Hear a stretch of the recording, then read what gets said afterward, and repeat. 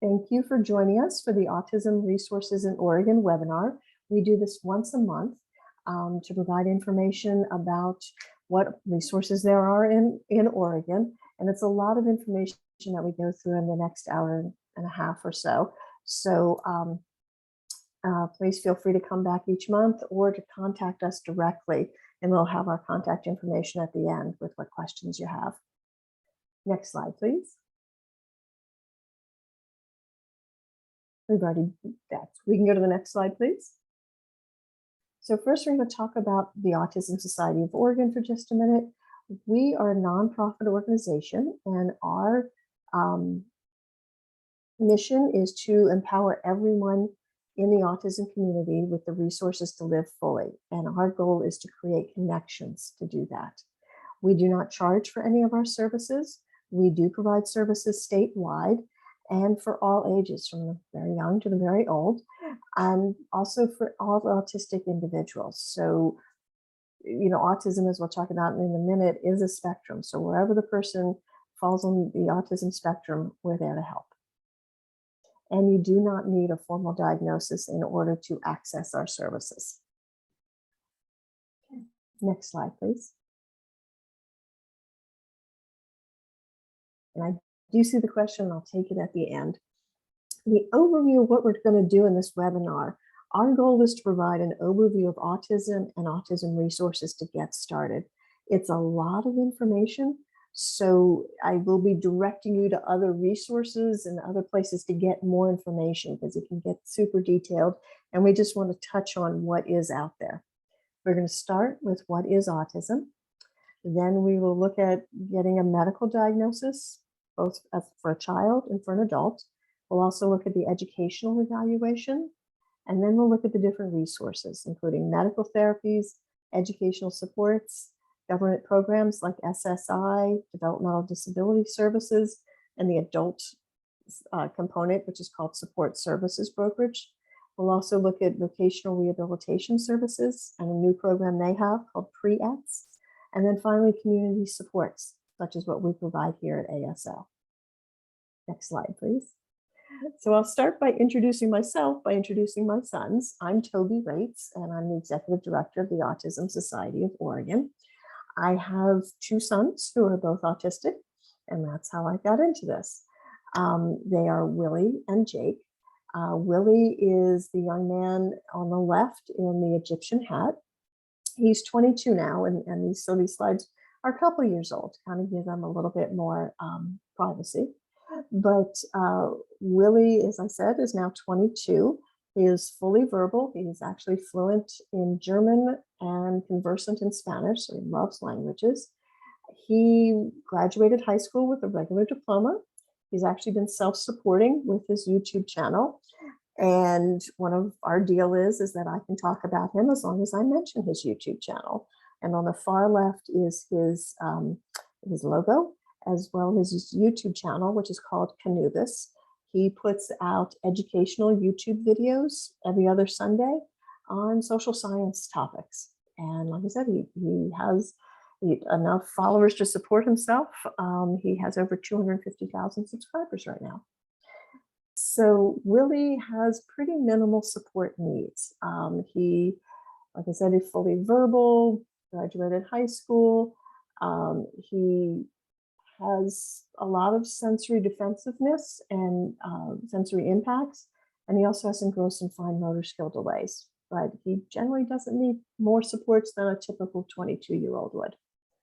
In contrast is my younger son, Jake, Willie's little brother, who is now just turned 18. Jake is completely non-speaking. He doesn't have any verbal language whatsoever, but he does communicate. He has some sign language. He has an app on his computer, and he uses what we call significant looks, where he just looks at you and then looks at what he wants, and he kind of gets his point across. Jake also, in contrast to his big brother, is a sensory seeker. Nothing bothers this kid. He is looking for sensory inputs. And he also has a very high pain tolerance, which can be disconcerting at times. And finally, he does not really have gross or fine motor skill delays, but he also has a co-occurring diagnosis of seizure disorder, which can be really limiting. Partly why I talk about my sons is to point out how very different they present, even though they are full brothers, 4.5 years apart, and they really present very, very differently in autism. Next slide, please. And Lori, do you want to talk about your son? So this is my son, Jacob. He is now 14. He is very athletic in that he likes to run cross country and track. We go to an all-inclusive school district. I shouldn't say we, he goes to an all-inclusive school district, and he's in general education. We have not yet decided if he's going to graduate with a regular diploma or a modified diploma. So those are some of the decisions we'll be making in the next couple of years, since he'll be graduating sometime soon. And he's a terrific kid. He's mine, so I just adore him. But he, like I said, loves to run. He's very athletic, and he is kind of in the middle when I look at our family at ASO. Jacob kind of falls in the middle. He needs supports. He doesn't need a ton of supports at all times, but he does need supports here and there. And so again, this just shows the range that he's kind of just in the middle, but he does have a lot of sensory processing issues, and definitely a huge feeding issue for him. So I think I hit all the highlights. So I should point out, Lori is our programs director at ASO. And yeah, one thing we look at is, I should have mentioned, my older son was always in gen ed classes. My younger son has always been in self-contained classrooms, and Lori's son is in a full inclusion district. So we run the gamut of school choices within the school between the two of us. And next slide, Lori.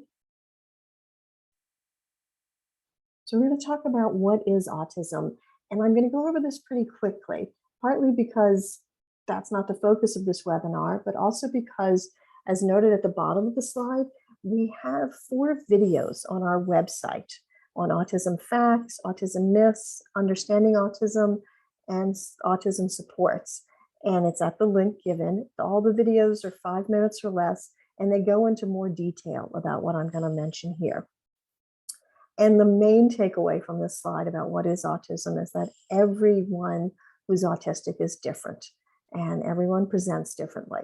But here's some of the hallmarks of autism, which at its core, autism is a difference in brain development with differences in communication, social interaction, characterized by intense interests and passions, a love of routines. You often see the repetitive behaviors or stims.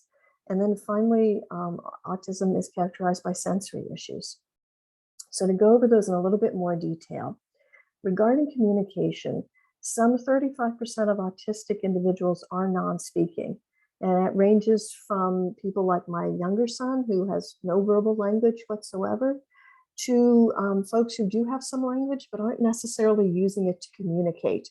They're either repeating, which is called echolalia, or scripting, saying things that they've memorized. But that does mean that 65% on average are speaking, autistic individuals who are speaking and who are verbal. But regardless of whether an autistic person is speaking or non-speaking, nonverbal communication is generally impacted. It can be really hard for an autistic person to pick up nonverbal communications such as body language or tone of voice. And that can be an enormous amount of communication in an interaction. Something like 70% of the interaction can be nonverbal.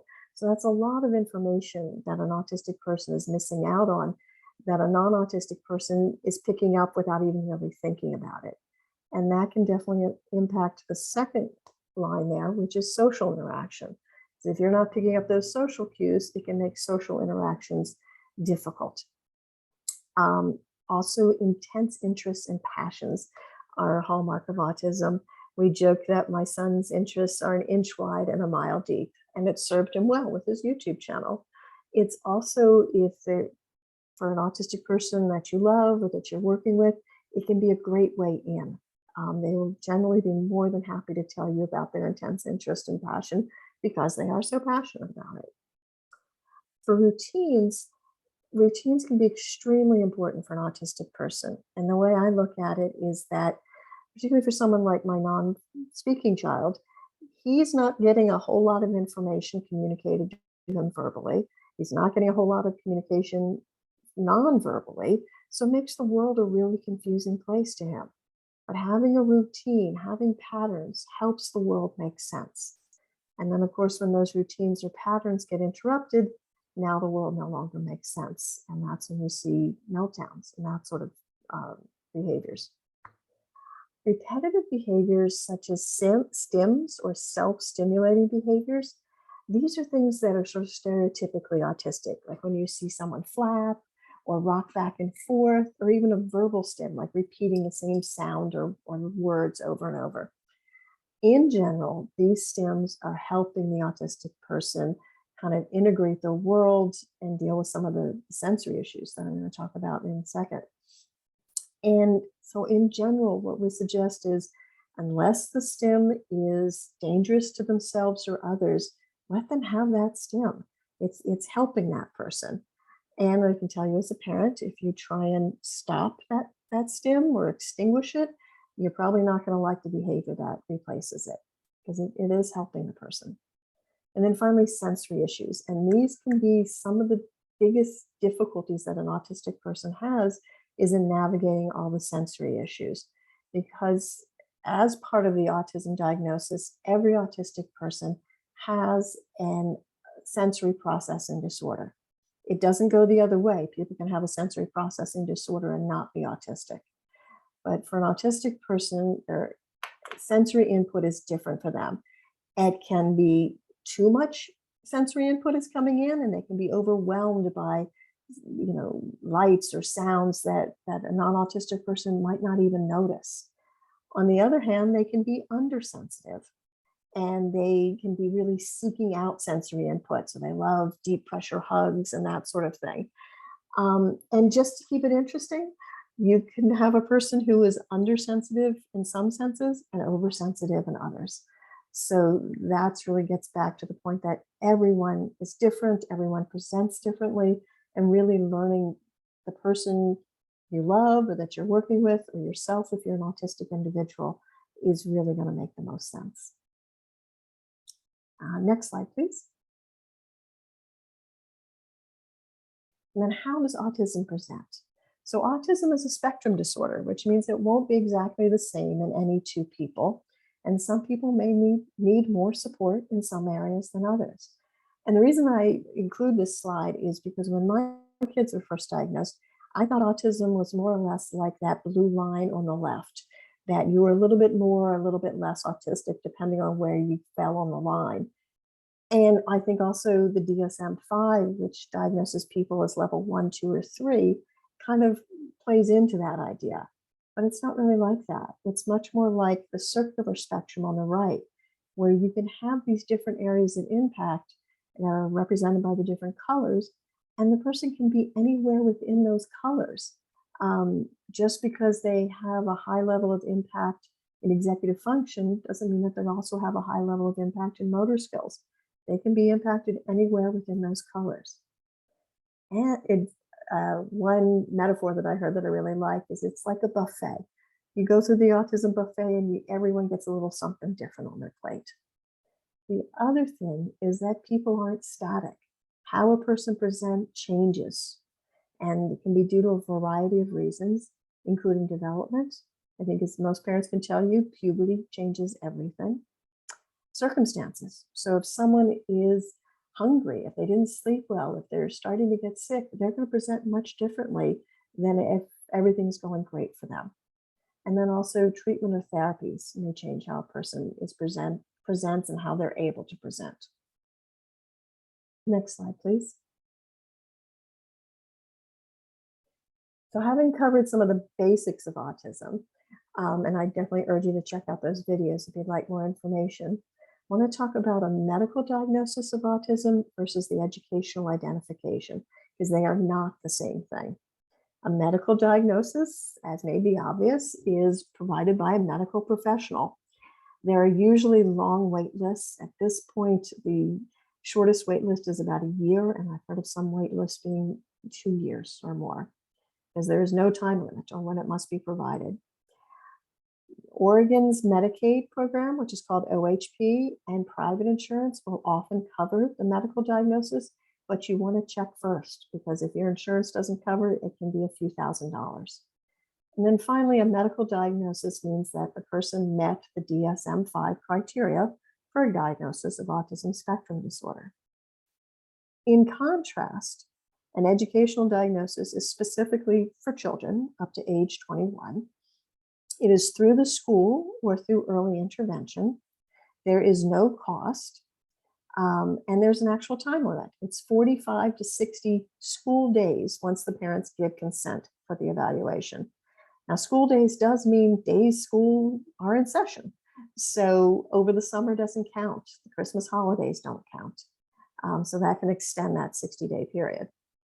And the other difference is that in order to have an educational identification of autism and therefore access special education services, the child both has to meet the criteria for an autism spectrum disorder diagnosis, and the school has to find that the disability interferes with the child's ability to access their education.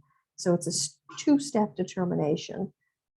And even having a medical diagnosis is not a shoo-in for getting an educational identification and access to educational special education services. Next slide, please. So how to obtain a medical autism diagnosis for a child.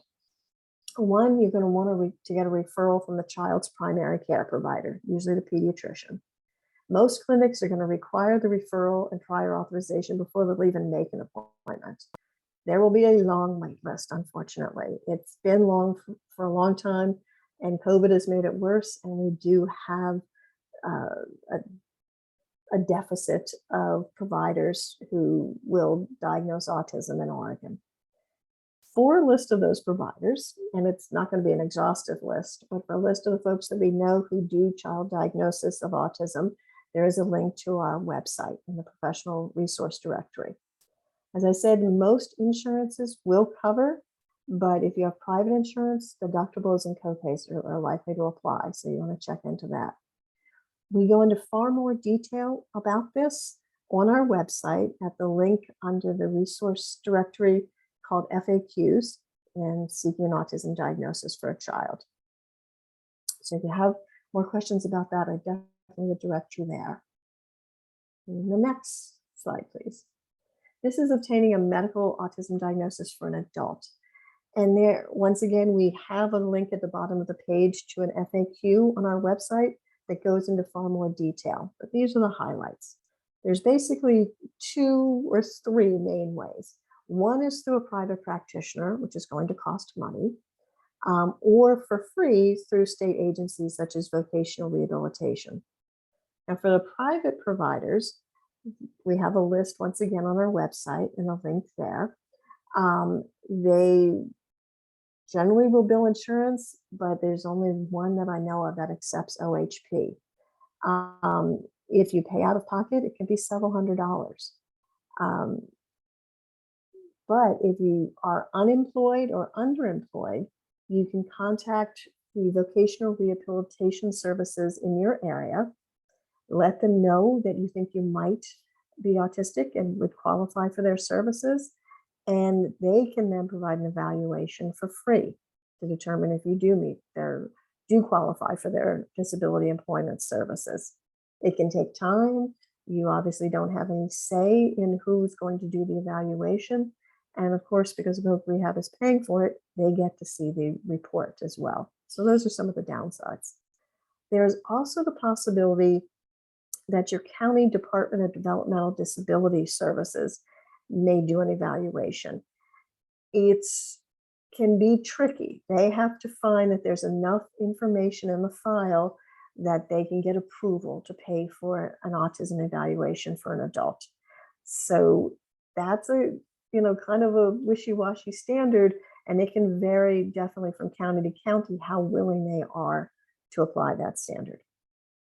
But those are the basics on how to obtain a medical autism diagnosis as an adult. Next slide, please. So the process of getting a diagnosis can be long and fraught. So we put in a slide about what can you do while waiting for a diagnosis. As I mentioned at the beginning, you do not need a diagnosis to access ASO services. We'll be talking, we'll have links below to our support groups, online chat groups, to attend our workshops like this and other events, and then our Take a Break and Take a Breather programs, which I'll go into more detail towards the end. And also taking the time to learn about autism, particularly from autistic adults. If you look up hashtag actually autistic, there's a lot of great articles and blogs that can provide a lot of information from lived experience. And then also by observing the autistic person that either you love or you work with. Certainly the best advice that I got as a parent is you don't need to learn all about autism, but you do need to learn all about your child, or if you're an autistic individual, all about yourself. What works for this person? What helps them thrive? What helps them learn? What's going to trigger a bad reaction? Just learn how your child or yourself, how you actually present and work to make that work for them. Next slide, please. Now, let's assume you do have the diagnosis. What comes next? What resources are available? First thing that we're going to talk about is looking at medical therapies. Both private health insurance and Medicaid in Oregon, which is called OHP, cover autism therapies. This is by state law. There is one exception to this, which is self-insured companies, which can be companies like Intel or Home Depot. Those companies that are self-insured, we can also include some unions, they may or may not cover autism therapies. It depends on what they decide, because they're not covered by state law. They're covered under federal law, which doesn't require autism therapies to be covered. But the therapies that are covered under Oregon law, based on medically necessary therapies with a medical diagnosis, include applied behavior analysis, occupational therapy, speech therapy, and physical therapy. Now, applied behavior analysis, or ABA therapy, is a very controversial therapy within the autism and in the autistic communities. As an organization, ASO does not tell people what to do. We simply let people know what's available and urge them to do their own research and make their own determination about whether this is appropriate for themselves or their family. ABA is offered in Oregon with no dollar limits, visit limits, or age limits, which is unusual. Like with many things, there can be a wait list though. Occupational therapy is really more sensory integration therapy. The name is kind of misleading because it's not going to teach someone how to get a job, but it's going to help with a lot of those sensory issues. Speech therapy and then physical therapy, depending on what the person needs. Obviously, these therapies are covered if medically necessary. So what's really good about that is that it's not, well, you're only entitled to 20 speech therapy sessions. If the speech therapist says this person is progressing and they need more speech therapy, they're entitled to more speech therapy. There's no limit as long as they are making some progress and it remains medically necessary. Most other therapies are not covered under Oregon law, but check with your insurance and with OHP.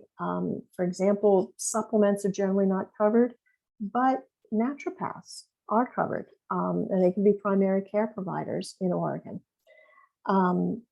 Usually a referral is going to be required from a primary care provider to access these autism therapies. And speech and OT and other therapies are usually offered at school, but it's usually very, very minimal hours. And you might want to look at supplementing through your insurance or through OHP. And of course, as with all insurance, deductibles and copays are going to apply unless the child is covered or the person is covered under OHP. And we're going to talk about OHP in just a minute. as there are no copays or deductibles or premiums under OHP. Next slide, please. And please feel free to put any of your questions in the Q&A. We will do them at the end. So I want to talk about the Oregon Health Plan, or OHP, which is Oregon's Medicaid program. As I said, it's great coverage in that there are no premiums, there's no copays, and there are no deductibles.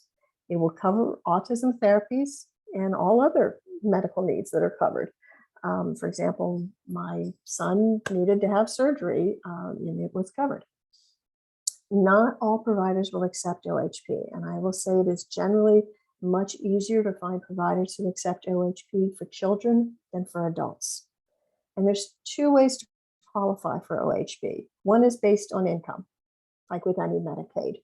For an adult, the adult must earn less than 138% of the federal poverty level, which for 2022 means earning less than about $18,750 per year. They actually do it on a monthly, but I found it easier to put the annual cost in. For a child, there's a much higher limit. The family income, it's mom and dad's income, has to be less than 300% of the federal poverty level. So for a family of 4, that's $80,000 a year. So much more generous upper limit for a child.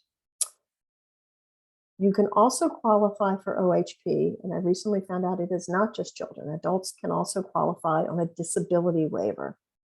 You can either apply through Developmental Disability Services or online with the one application.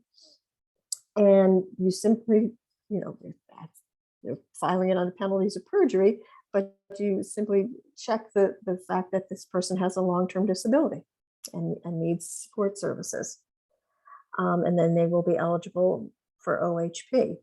Now, if you already have private insurance for the child or for the adult, because you can keep a child until age 26 on the parent's private insurance, OHP will become secondary insurance. So you keep the private insurance, but OHP will pay whatever the private insurance doesn't. So if the person is going to see an occupational therapist who accepts OHP and the private insurance, well, OHP is going to be able to pick up the deductible and the copays, which can save the family a lot of money. There's even a program that will help pay the child's private portion, the private insurance that is, addressable to the child while the child's on OHP as secondary. The reason for that is it would be cheaper for OHP to remain secondary rather than become primary insurance for the person. But if you have questions about that, I can go into a lot more detail, but I just really want to put out there that such a program is available. Next slide, please. Okay, moving from medical therapies to educational supports. The educational supports are available from ages 3 to 21. And like as we talked earlier, you have to have an educational identification to qualify for special education services. And that's both a determination that the child has autism spectrum disorder and that their disability adversely impacts their ability to access what's called a free and appropriate public education, or FAPE, and that is actually a legal term. Now, special education services are provided in different places depending on the age of the child. Before age 3, services are generally provided at home through early intervention. And it will not be a whole lot of hours per month, but they will provide something. Between ages 3 and 5, services can be provided in special education preschools, once again through early intervention and early childhood special education. And it depends, there's different levels of special ed preschools depending on the needs of the child and depending on the district where you are. And then after age 5, once the child can start kindergarten, services are provided in the local school district. And that is true even if the child doesn't attend the local school district. If they're homeschooled, if they're in a private school, if they're in a charter school, they're still getting their special education services through their local school district. Now with high school graduation, if the child graduates with a regular high school diploma, special education services end. They're done. He or she has graduated. However, if they graduate with anything other than a regular high school diploma, if they have a modified diploma or a certificate, then they had special education services, then they're going to be eligible for the community transition program through their school district until they turn 21. And those are through the school districts, but they are generally not in the local high schools. They're usually in a different location. And those really focus on life skills, employment skills, living within the community. And we personally just started that with our younger sons, and we're learning more about that through personal experience. And then finally, in college, there are educational supports available in college, but it's very different than in, through primary and secondary school. First of all, the person with a disability needs to seek out those supports. Now, every college or university has an office of disability services. They may call it different things, but every college or university will have some office that works with students with disabilities. But like I said, the student has to seek out those services. They won't come looking for them like they will in elementary school or even middle school and high school. Also, the school wants to hear from the student. Your student is generally 18 or older. They are legal adults unless you have guardianship. So they don't want to hear from the parents. They want to hear from the students. And then finally, the services provided are generally much less comprehensive than you see through high school.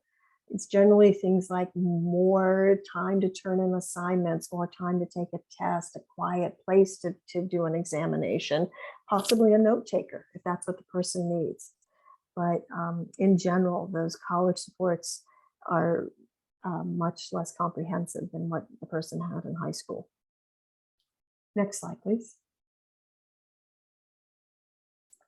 Now, help accessing special education services. School services, special ed services, are accessed through what's called an IEP, or the Individualized Education Plan. Now, until age 5, it's called something slightly different. It's an IFSP, an Individual Family Support Plan. It's still the same idea. It's just the name really points up that with a child that young, you're really focusing on the full family rather than the individual child alone. Now, an IEP or IFSP meeting is held at least once a year, but you can have as many as you want. And it's really important that parents understand that they are an integral part of those meetings. That's how the law is set up. That's how it's supposed to work. And also, it's important to remember that when you're at that meeting, you're the only one there who's advocating solely for your child. The teacher's there, I'm sure they like your child, all of that, but they have, they can have 30 children in that classroom. They've got to worry about all of those children. The school representative, they've got to worry about all the children in the school and in the district. You're the one who is solely focused on your child and knows your child best. And I should add, you are welcome to attend those IEP meetings with anybody you would like. You can also record them if you'd like. There is free help to navigate the special education system and an understanding how the IEP is supposed to work through, that's available through an organization called FACT Oregon. And we have their website and their phone number there. Basically, every state is required to have a federally funded nonprofit organization that helps parents navigate the special education system in their state. In Oregon, it's FACT Oregon. In Washington, it's called PAVE Washington. But they change from state to state. There are other resources available if the information and help from FACT isn't sufficient. We have on our resource directory categories for both advocates and attorneys. They, of course, cost money. There is Disability Rights Oregon, and every state has a similar disability rights law firm, which is to help people with disabilities access their legal rights. Now, they are free, but they obviously can't take every case. But they can, even if they can't take the case, they can usually provide some legal information and support. And then finally, in Oregon, there's the Oregon Department of Education, or ODE, and we have their link as well. Filing complaints with ODE is a very, very good way to get the attention of your school district if all else has failed. And excuse me, I know that Fact Oregon has recently come up with a toolkit on how to access, how to file a complaint with ODE.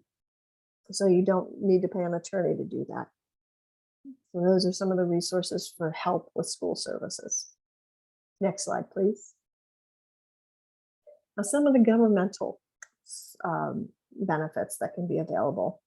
The one I talk about first is SSI, or Supplemental Security Income.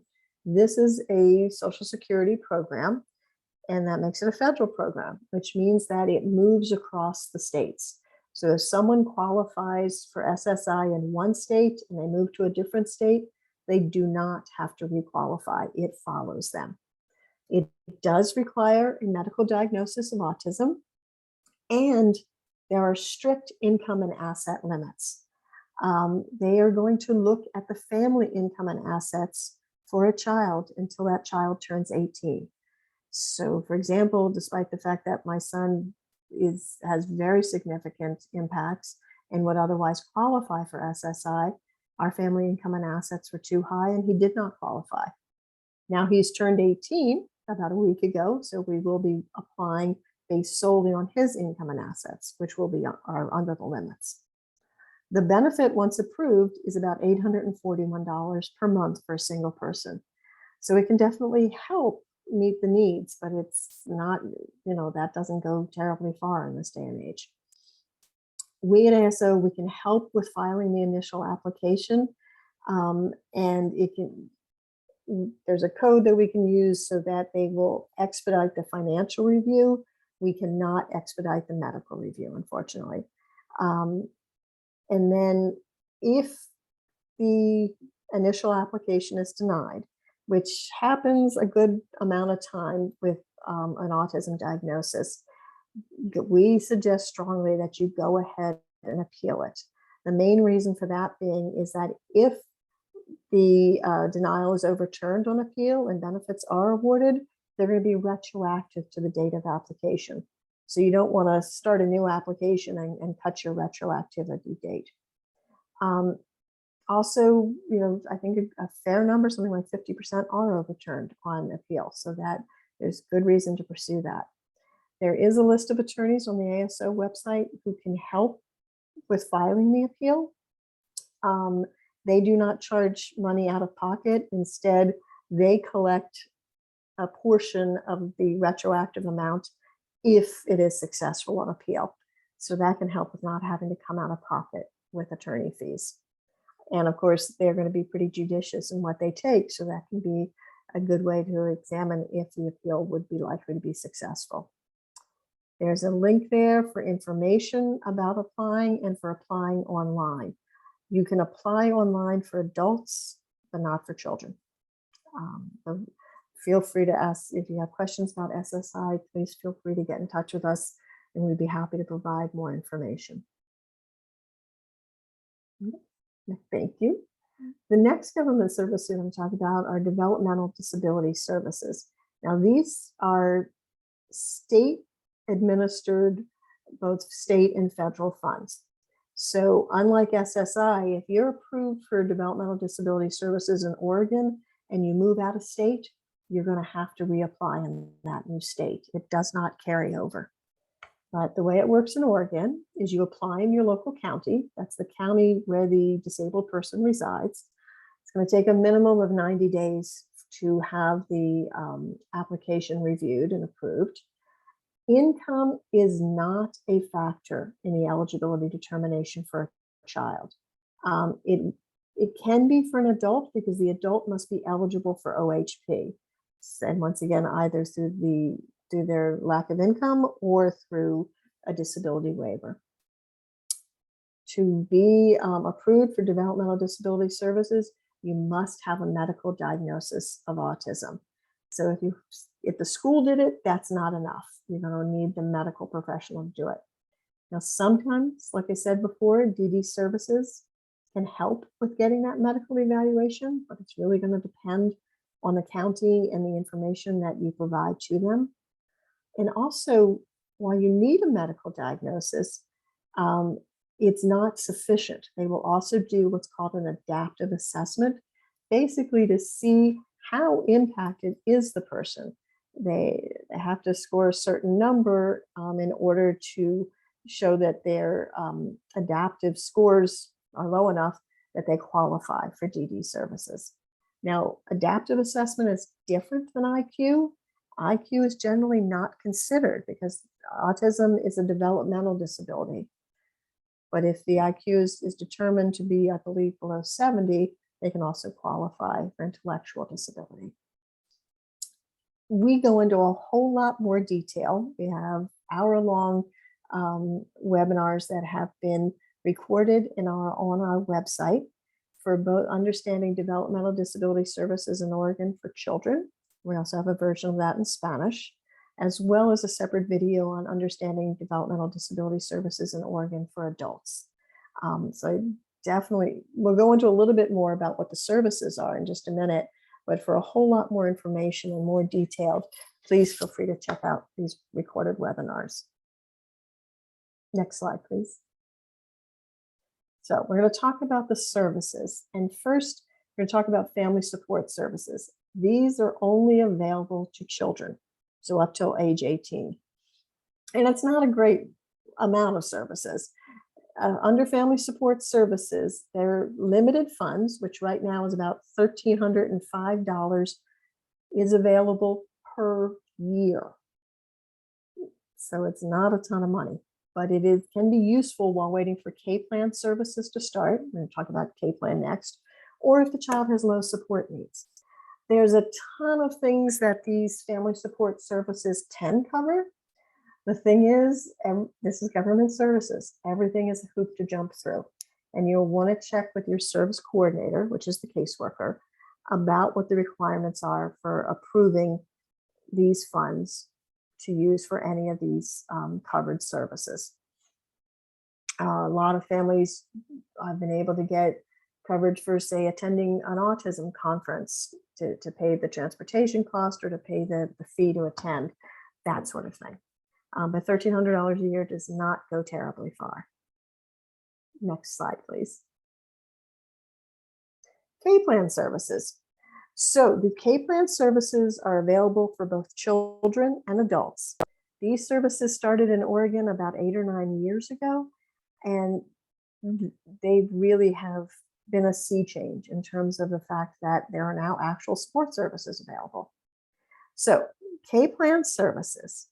These are community-based support services, so they're provided in the home and in the community.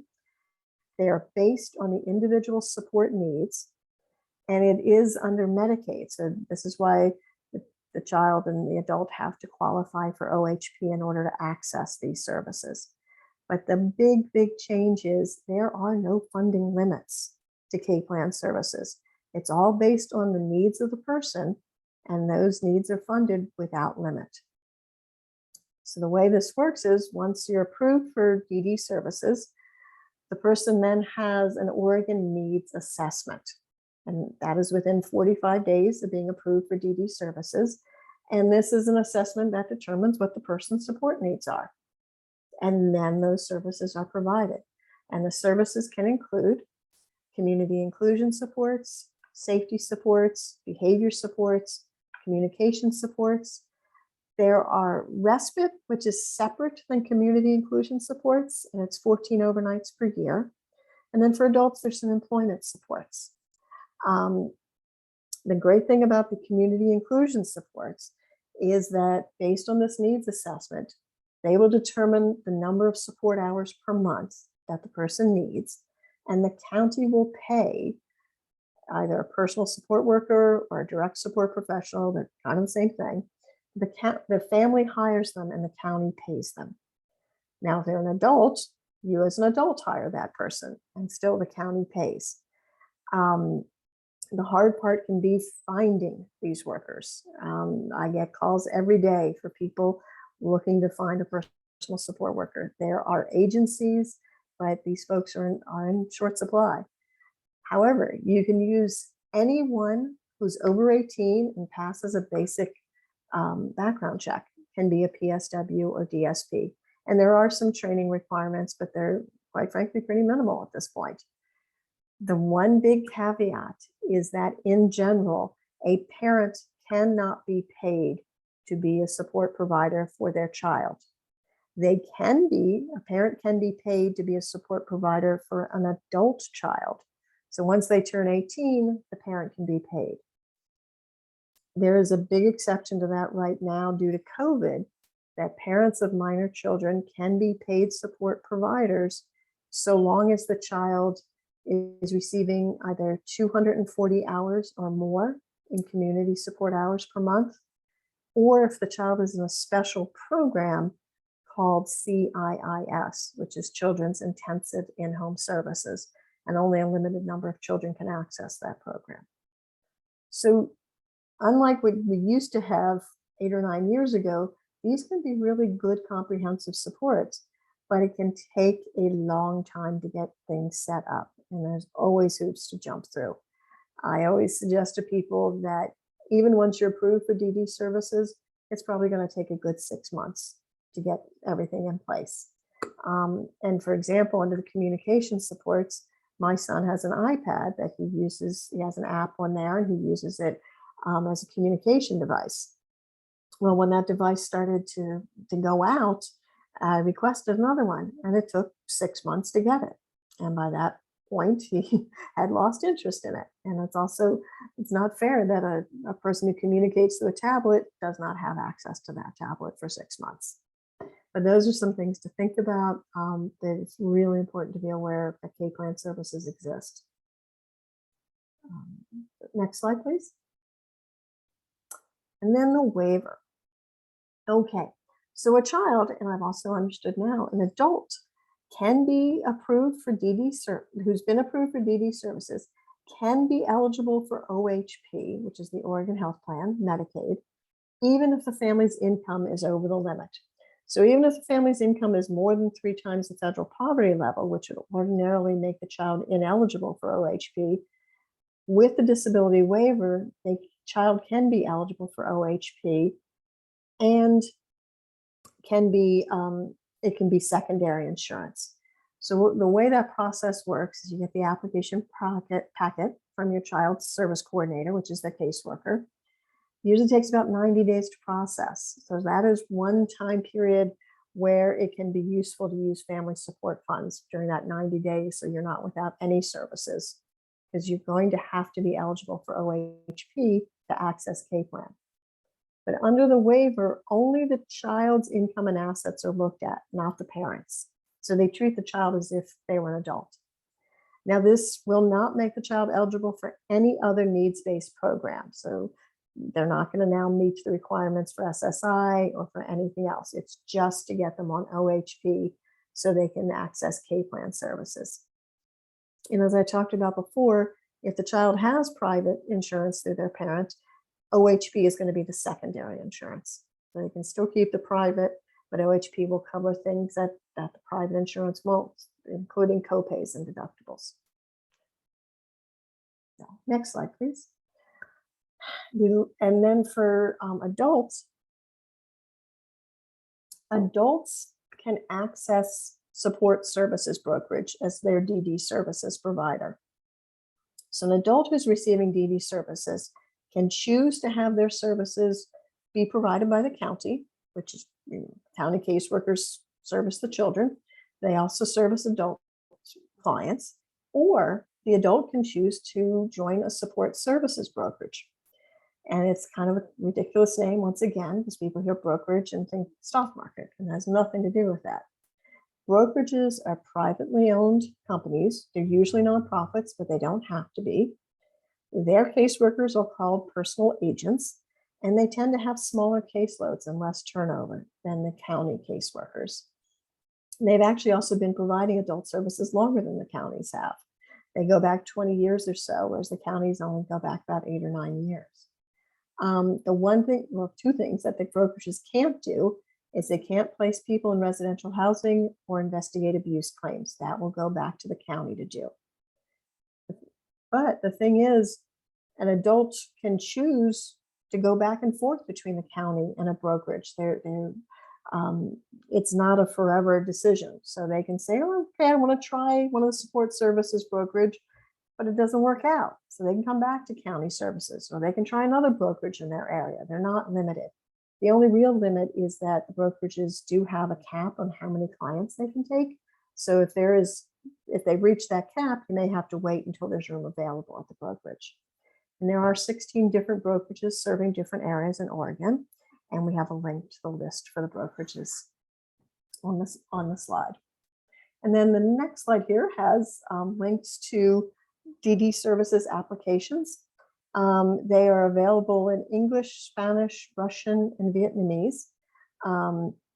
Excuse me, and there's the link. One of the nice things is that the application is the same for children and for adults.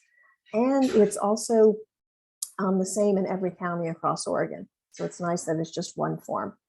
You can also find your local DD services offices. They're called CDDPs through this link. Most of them have entirely reasonable names like Multnomah County Office of Developmental Disability Services. But some of them are contracted out. And so, for example, in Southern Oregon, the DD services office is called Community Living Case Management.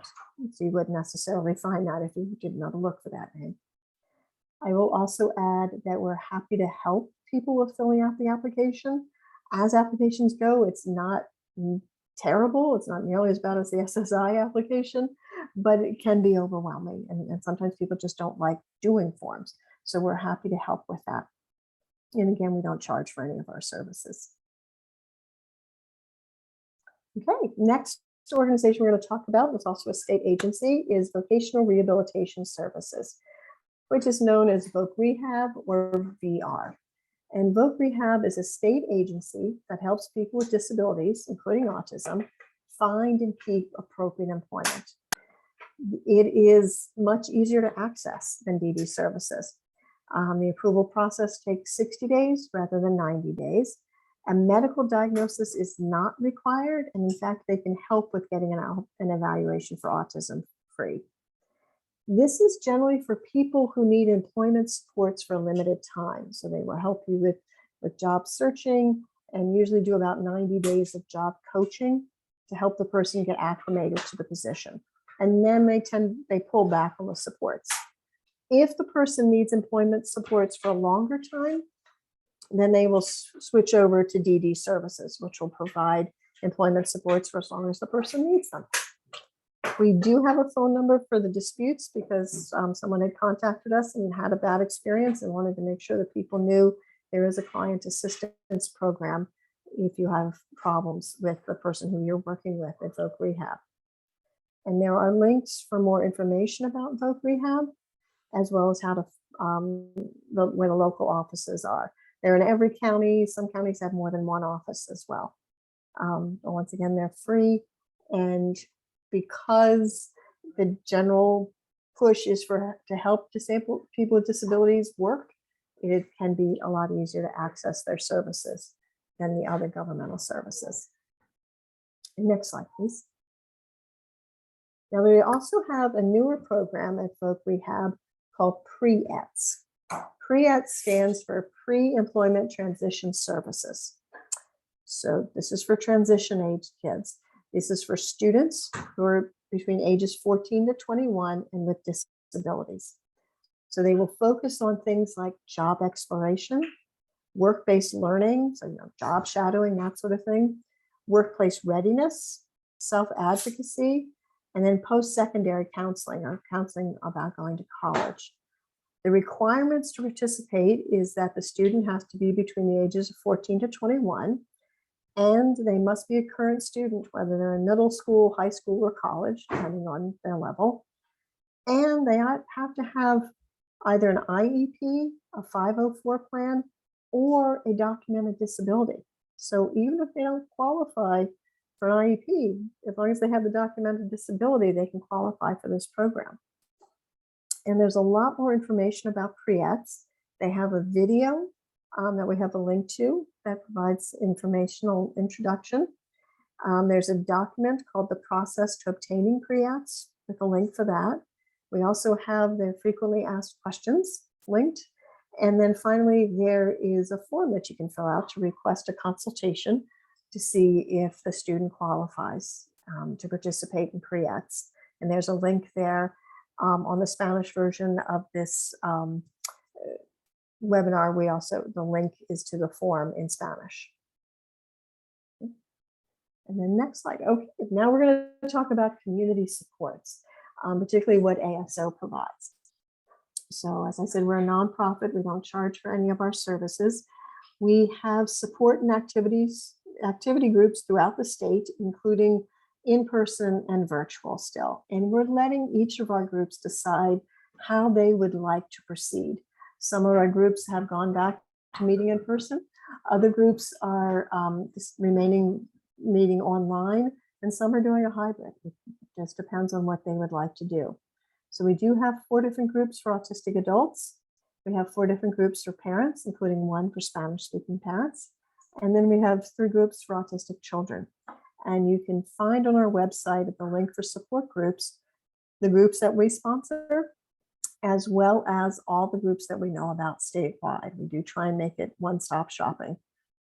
You know, we try and keep it up to date, but things can change fairly quickly. So, you know, please keep that in mind. And when you look at a group, definitely contact them, make sure they're still meeting, whether they're meeting in person or online. And then we also have an online resource guide, and the link there is to our professional directory. This directory is statewide, although I have to admit most of the resources tend to be in the Portland metro area or in the I-5 corridor, and as well as in Bend. But we have about 42 different categories, ranging from things like therapies, from ABA to vision therapy. We also have things like community resources, attorneys and advocates, summer camps, where to get a haircut. It is free to have a listing on the resource directory. Oh, we also have a new category for autistic-owned businesses. The listings are free. We do not vet them, so we do ask that you do your own research. But these are either folks who have asked to be placed on the directory, or you know, people have used their services and said they were really autism friendly and they should be on this directory. ASO also does a number of community events. We have Halloween parties coming up. We are planning to do an in-person Halloween event, which is the first time since 2019 here in Portland. And there'll be others throughout the state. We have our sensory-friendly Santas. We did those virtually the last 2 years. We will also be doing some in person this year. And we have a Spanish-speaking sensory-friendly Santa. And then we also have our autism walks. The big one is in Portland in April, but we're doing one on September 24th in Florence, which is on the coast. And then we also have our calendar of events. So there's a link to our event calendar. And once again, we hopefully put our events on that calendar, but also everything that we know about that comes to us, we try and put on that calendar. So once again, it's one-stop shopping for any events that would be of interest to the autism and autistic communities throughout Oregon and Southwest Washington. And there's also a lot more information on our website, and I definitely urge you to check it out. And then finally, I want to talk about our Take a Break and Take a Breather programs. These are 2 of our most popular programs. Take a Break was established probably 15 years ago. It provides an evening out for parents of children on the autism spectrum. That includes foster parents, parents of adult children. And what we do is we provide a $25 gift certificate to a restaurant of their choice, 2 movie tickets to a theater of their choice, or if going out to a movie is not okay yet, we can provide a gift certificate for a streaming service like Netflix. We will also pay $56 for a person of the parent's choice to watch the children in the household, not just the autistic child, but all the children in the household.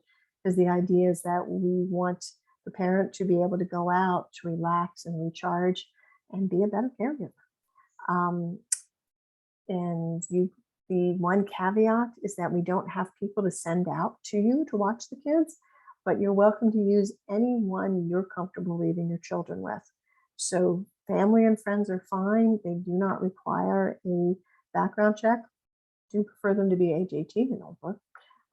But basically, this is a person that you're choosing, and you will sign off that everything went fine and give us their information, and we'll send them a check.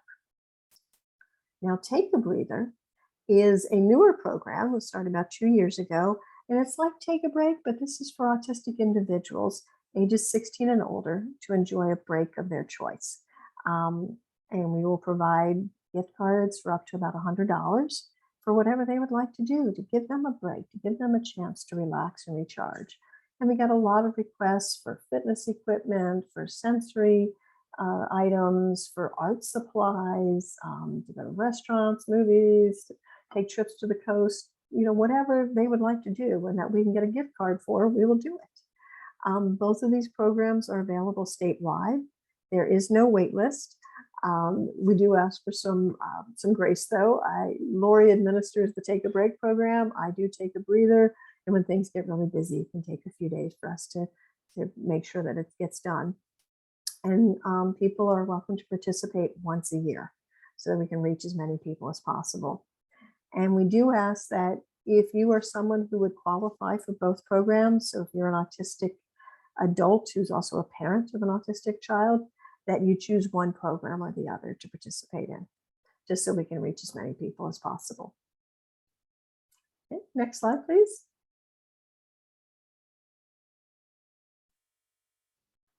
Oops.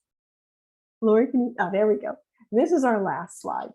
This is our contact information at the Autism Society of Oregon. Our website is www.autismsocietyoregon.org. And you can reach us by phone. And I'm Toby Rates. I'm an executive director. Lori Ball, who talked about her son Jacob, is our programs coordinator. And Maria Alcaraz, who's been providing Spanish translation, is a chapter representative in the Salem area. And she handles our requests and questions in Spanish. You can reach us at that email address, info@autismsocietyoregon.org. It actually comes straight to me, and we're happy to provide whatever answers and information that we can. So thank you very much for listening to our presentation. I'm going to ask Lori to stop recording now, and we can take questions. And I know there's a question down here. Do you know if there's any programs out there in Idaho? We just